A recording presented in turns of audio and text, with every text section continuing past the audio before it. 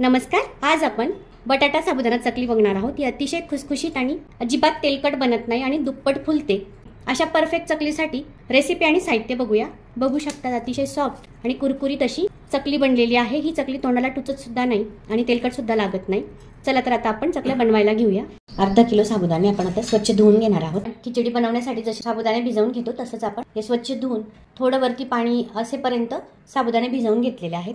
हे साबुदाणे आपण सकाळी भिजवलेले आहेत। त्याला उद्या चकल्या करायच्या आहेत म्हणून आज सकाळी आपण साबुदाणे भिजवून घेतलेले आहेत। ज्या भांड्याने आपण साबुदाणे मोजून घेतले होते त्याच भांड्याने आपण पाणी घेणार आहोत। 1 बाउल साबुदाणे होते, आपण 1 बाउल पाणी टाकलं आहे आणि अजून थोडं वरून 1 कप पाणी टाकणार आहोत।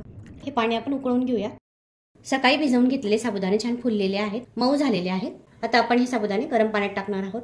पाण्याला उकळी आलेली आहे, गॅस बंद करून घेणार आहोत। याच कढईत आपण हे भिजवलेले साबुदाणे टाकून घेणार आहोत। साबुदाणे भिजून थोडं वरती पाणी आहे। आता आपण हे रात्रभर झाकून ठेवणार आहोत। सकाळी आपण याच्या चकल्या बनवणार आहोत। 3 शिट्ट्या घेऊन बटाटे उकडून घेणार आहोत। बटाटे उकडून घेतले, आता आपण साल काढून किसून घेणार आहोत। बटाटे किसून घेतले आहेत। आपण रात्री गरम पाण्यात टाकलेले साबुदाणे फुलून छान मऊ झालेले आहेत। भिजवलेले साबुदाणे, चवीनुसार मीठ, इथे 1 मोठा चमचा मीठ घेतलेला आहे। मीठ कमीच टाकायचं आहे कारण वाळल्यानंतर वाळवणाच्या वस्तू खारट होत जातात, त्यामुळे कमीच टाकायचं आहे। 1 मोठा चमचा काश्मीरी लाल मिरची आहे, ही तिखट नसते, तुम्ही हिरव्या मिरच्या पण टाकू शकता। आता आपण किसून घेतलेला बटाटा, अर्धा किलो साबुदाण्यासाठी 1 किलो बटाटा घेतलेला आहे।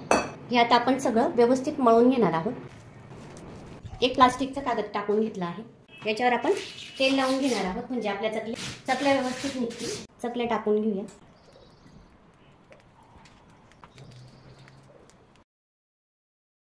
अशा प्रकारे आपण सगळ्या चकल्या टाकून घेणार आहोत।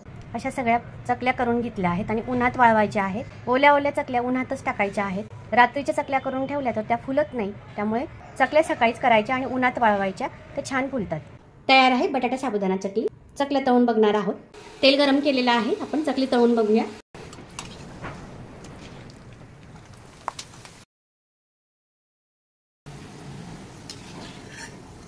तयार आहे बटाटा साबुदाणा चकली। बनवा, खा आणि खुश राहा। रेसिपी आवडल्यास लाईक करा, शेअर करा आणि सबस्क्राइब करा। थँक्यू।